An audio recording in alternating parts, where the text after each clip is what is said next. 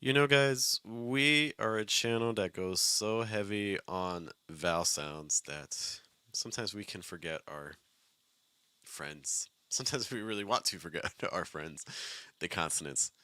And then the reason why we often don't want to make the consonants so strong is because they have this really nasty habit of making our words sound less natural. They can change your placement to go higher, they can block your breath, they can just make your sentence choppier. So the reality is that we often want to make consonant sounds very, very weak. However, there are situations where if we don't pronounce every single consonant, at least make it present, it can, one, make your words sound less natural, or two, potentially even cause confusion for your listener. So today we're going to be tackling some of these difficult situations with consonants. We're going to be looking at some consonant clusters, situations where two, three, or more, potentially, oh my gosh, consonants get pronounced next to each other, but we don't want to add a vowel sound in between them. Because American English likes to do that. We just want to go consonant, consonant, consonant. Whereas there's a great chance that in your language that's not quite as possible. You may need to insert a vowel sound in between. Hello, guys. Good morning, good evening, good afternoon. My name is Jeff. It rhymes with breath, and you are here in our daily American English pronunciation show. Wake up, American. We're here every single day, Monday through Friday, for about 10 minutes or so, just to make sure that you get in a little bit of pronunciation practice because maybe you live in a country where they don't speak much English. Maybe you don't have any native speakers to talk to. Maybe you're in the US or in North America or an English speaking context, and you're like, man, I need to spend some time on my pronunciation because I want it for my promotion, or I want it for my job, or maybe I'm talking to clients all the time and I'm afraid of the interaction, or maybe I just have that personal drive, that I just want to sound more natural. I don't want people to ask me where I'm from all the time. Well, we got you for those and many other reasons as well. Today, again, we're talking about consonant clusters. Hello to Mila. Thank you for stopping by. And if you're stopping by, be sure to say, hey, you can do that in the chat with me live right now, or if you're watching this on the replay, you can leave a comment so I will see it. We're talking about consonant clusters. What is an example of a consonant cluster? We'll take a look at this word here. We have the word strengths.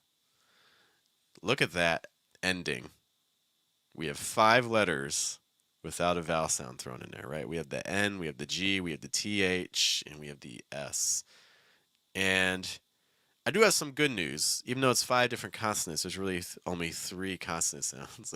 Quote, unquote, only 3 consonant sounds. The NG is going to make an the TH is going to make a th, and then that S is going to make that S sound. So we just need to link all those together without adding a vowel sound in between them. We do need to make sure that every one of those consonants is clear enough to be understood. Okay.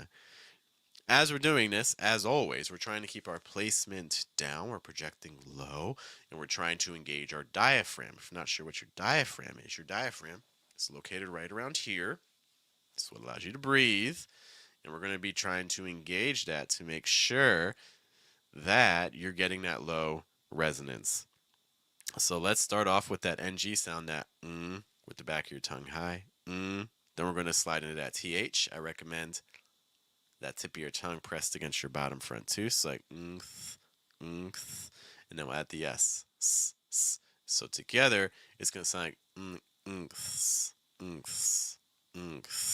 strengths, strengths, strengths.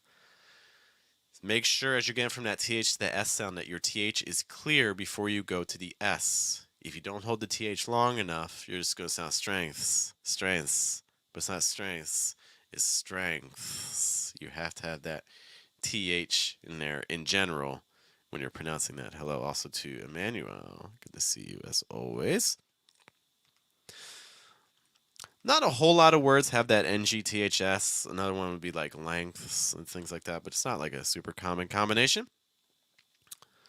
A lot of these combinations actually aren't super high frequency, but they're good to know. How about this one here? We have an S, we have a K, we have an S. We have to hear all of the S sounds and we have to hear the K. So I have to have that S, then that K, than S. It's like risks, risks. You can hear that slight break in there, right? Risks, risks, risks, risks, risks. If you don't have that break, your listener's just going to hear risks, risks, risks. And that is not the same. Everyone's checking in today. And Mattia is here. Buongiorno. Buonasera. It's probably closer to afternoon there. Good to see you. Everyone's in like the Mission English or Telegram group, which is great too. We'll talk more about those in a moment. So we have risks. Let's do a different combination. So instead of an SKS, let's do an S. And also we got Perth. Our friend from Perth is in the house. I remember you, Enrique. Good to see you, sir. Australia is just so far in the future, man. Trying to navigate because Australia, a lot of time zones are just like, what is it like? It's more than 14 hours or something. The time zones are always a little bit tricky to navigate for for that. We're going to do one that's similar to risks, but instead of a K sound, let's put a T sound in that. So we have this word, texts. So instead of sks, which we had in risks, now we have a STS, like text. It's actually more like a KSTS because text, when you see a letter X and it's not stressed, it makes a X sound like the letter K and S, like X, X, X. And then we have to put a T after that, it's like X, X. And then we have to add another S, X, X, texts, texts, texts. You have to be careful because if you don't add that K sound, you're going to get tests, and that's a different word. And if you don't have the T sound, then you're going to get texts, and that's not. Text is not a word. Text is like text mex or something like that, you know. But texts, like you need to send texts. That's definitely out of all the words we're going to be looking at today. That's probably a good one to study. Risks is also a good one too, but text is high frequency just because of the times we live in right now. Not going to lie. Our next one here, going back to some THs. Going back to some THs. Aren't these fun? So we have to have the X is going to make that KS sound again. So x, x. Then we need to slide our KS to our TH. It's like x, x, x, x. When I'm doing this, by the way, I'm keeping the tip of my tongue down against my bottom front tooth. X, x, x. And then we need to add an S after the TH. So it's like x, x, x. That's just my tongue sliding down against my bottom front tooth. X. Or excuse me, it should be TH first.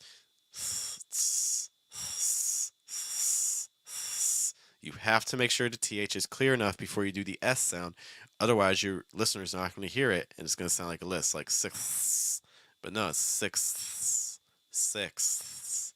Like if you're doing fractions, like 5/6. It's like 5/6 of the people, something like that.